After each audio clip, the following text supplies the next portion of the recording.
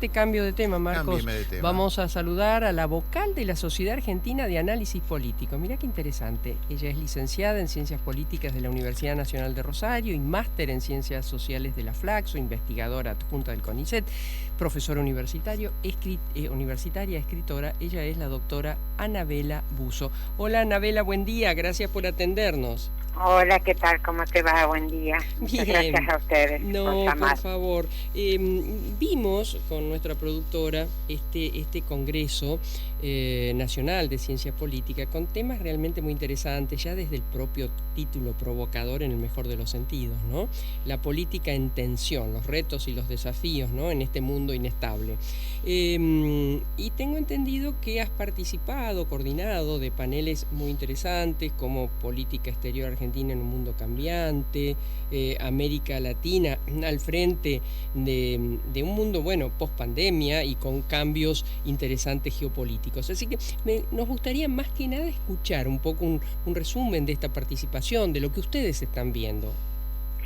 Bueno, mira, en líneas generales te comento, porque es bueno para la asociación, que, digamos, la Sociedad Argentina de Análisis Político existe desde inicios de la década del 80, la secuencia de congresos comenzó en la década de los 90, estamos en el congreso número 16, que terminó ayer a la noche, el viernes, siguiendo un criterio de, ¿cómo te podría decir?, de práctica federal, porque los congresos, si bien hay 2 o 3 que se hicieron en Buenos Aires, también se han hecho 2 en Rosario, en Mendoza, Río Cuarto, Córdoba, Paraná, y además establecen una interacción importante entre la asociación y las universidades públicas o privadas, que son la contraparte de cada uno de los congresos que se organizan, ¿no? Nosotros en 2021, por ejemplo, la UNR y la Facultad de Ciencia Política y Relaciones Internacionales fue la contraparte de SAP, e hicimos el primer congreso presencial después de la pandemia, ¿no?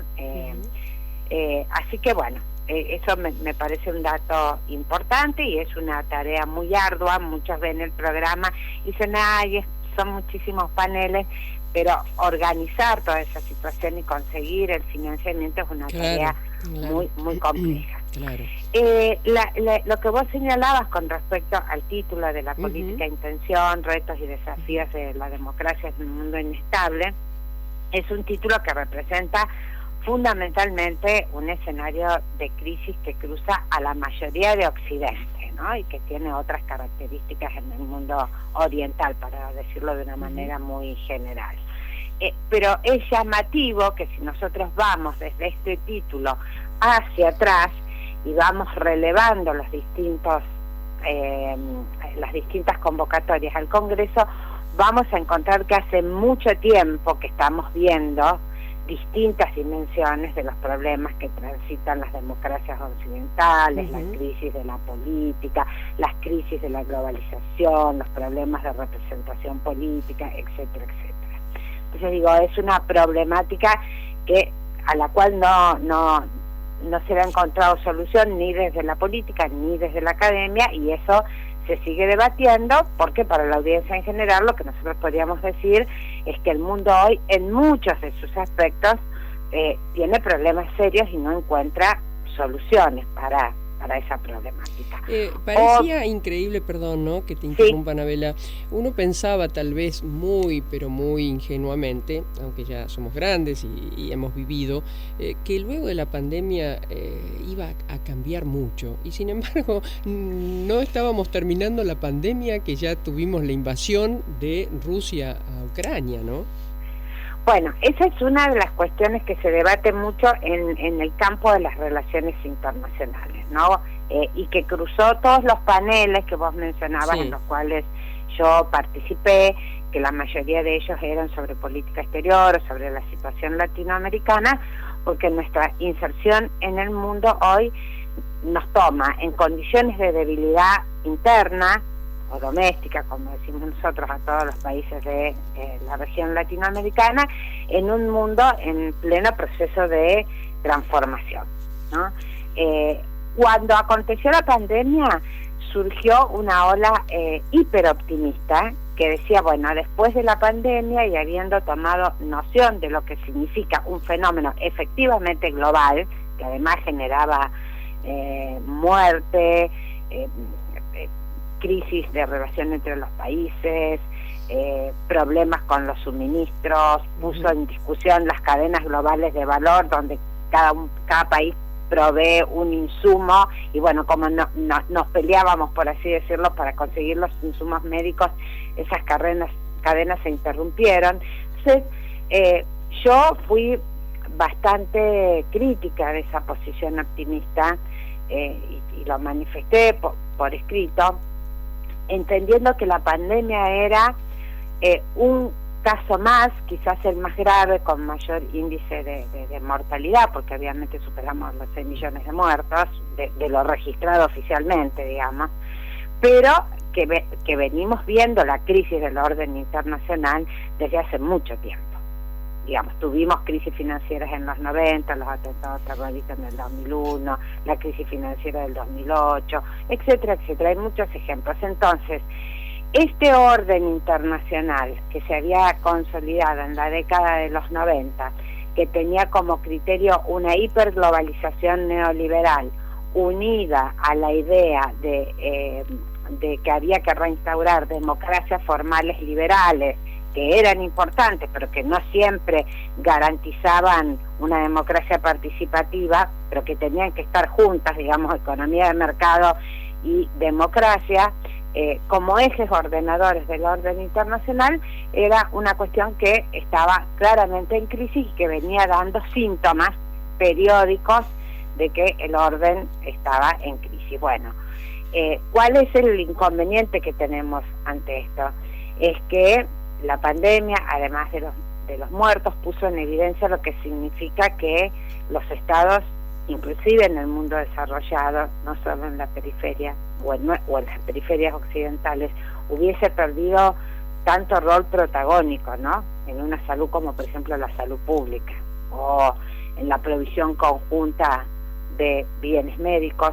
Mostró cuántos más pobres que ricos se morían, cuántos más negros que blancos se morían, cuántos más latinos que otras sociedades. Bueno, entonces, porque tenían condiciones de salud previas muy precarias. Así que dejó un legado muy negativo en eso, deja estados endeudados, deja un proceso inflacionario creciente y deja un fuerte descreimiento en la política y consolida una tendencia que ya venía, que es la salida de esta crisis estructural del orden por la derecha, y en este caso por las extremas derechas, o las derechas extremas, dicho de mejor manera, en sus distintas variantes, ¿no? Que van desde Trump, Bolsonaro, las derechas europeas y demás, y también le da como este descreimiento de la política es un descreimiento generalizado, entonces se incrementan los índices de ausentismo en el voto, el descreimiento en la clase política, la ponderación de los outsiders de la política como líder, como mito, digamos, en tanto que llegarían y por no ser políticos solucionarían todo, y esto realmente es una situación extremadamente peligrosa. Y se da en un debate académico, político y social de polarización, de extrema polarización. Y bueno, eso, hubo una conferencia inaugural del doctor Pérez Liñán, que es un argentino que trabaja en Estados Unidos, donde él trabajó justamente esta idea, ¿no? Si es la polarización lo que erosiona la democracia, o si hay mecanismos previos ligados a la tarea de los políticos que han erosionado la democracia, y eso lleva a que las sociedades se polaricen. Pero de cualquier manera esto cruzó mucho el debate, porque insertarse en el mundo implica elegir un modelo de desarrollo, una estrategia de inserción internacional, regiones que se privilegian, y todo eso ante un mundo que además muestra crisis de la globalización como orden estructural y el surgimiento de nuevas polaridades de manera simultánea entre China y Estados Unidos, y esas polaridades muchas veces, cuando hay un orden que cae y otro que sube, digamos, tienden a resolverse parcialmente a través de grandes conflictos.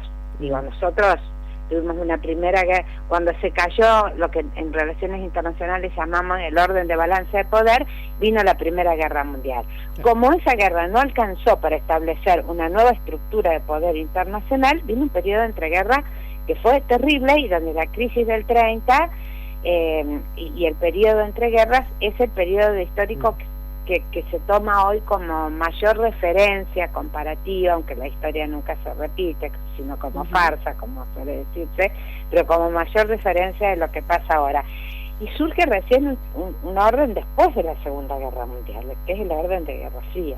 Bueno, hoy se está discutiendo si los múltiples escenarios de guerras híbridas, como dijo el Papa, digamos, terceras guerras mundiales en partecitas, no son ese tránsito. La guerra en Ucrania es, por cierto, la guerra que parte aguas muchas veces en el análisis, porque como es una guerra en el escenario europeo, bueno, tanto los europeos como Estados Unidos le exigen a Occidente un acoplamiento a todas sus políticas, no solo la crítica, sino la provisión de armas, las exigencias a sumarse a las sanciones económicas, y esto genera debate, sobre todo en América Latina, porque América Latina no tiene nada que ver en la recausal de esa guerra, ¿no? Y que no tenga nada que ver, y que por ahí diga no podemos sancionar, no la convierte ni en intervencionista, ni en prorrusa, ni en pro-Putin, pero tampoco es bueno que tenga rusofobia, digamos, ¿no? Entonces, esos temas me parece que en líneas generales cruzan las distintas dimensiones de la ciencia política y las relaciones. O sea, lo que si te comprendo bien, lo que este congreso que ayer finalizó, del 16 al 21 de julio, presentó es el no acuerdo entre dos posturas extremas. Bueno, digo, las mesas de debate mostraban que hay mucha libertad de expresión en ese sentido, ¿no? Uno presenta la ponencia que quiere, en el área que desea, pero más allá de los paneles donde yo participé y de las preguntas que recibimos, obviamente que picoteando de alguna manera en distintos paneles, uno ve que hay, así como hay sociedades polarizadas, muchas veces también hay visiones polarizadas sobre cómo se soluciona el problema. Anabela, gracias, un placer haber charlado contigo. Bueno, gracias a ustedes por interesarse por el Congreso. No, por supuesto, es un gusto, gracias. La doctora, hasta luego. La doctora Anabela Busso, vocal de la Sociedad Argentina de Análisis Político.